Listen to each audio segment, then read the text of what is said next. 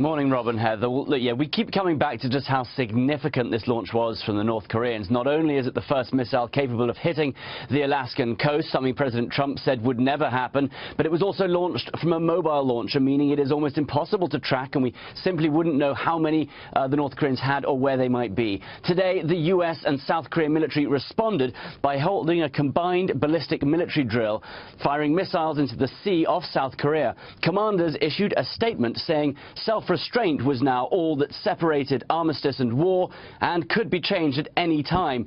Also that it would be a grave mistake for the North Koreans to think otherwise. Yesterday's North Korean ICBM traveled around 578 miles towards Japan, but at about 1,200 miles high, at a different trajectory that could, many believe, hit the Alaskan coast. The groundbreaking launch was personally overseen by Kim Jong-un, a flexing of his muscles on America's Independence Day. Secretary Tillerson has now responded, saying the United States strongly condemns North Korea's launch of an intercontinental ballistic missile.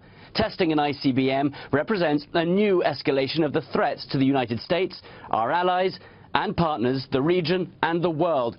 Global action is required to stop a global threat, but others disagreed. It's not a U.S. problem, it's a global problem. It is not.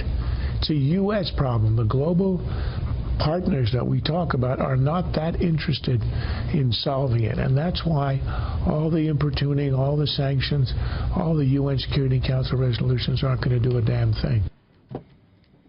But so far, that is all that we have really seen out of the administration, and Nikki Haley has called for a UN Security Council meeting at 3 p.m. today. But again, it always comes back to China, and do they have the motivation to intervene here, or is the U.S. going to have to do more by itself? Back to you guys. And we, of course, going to follow that 3 o'clock meeting at the UN here in New York City.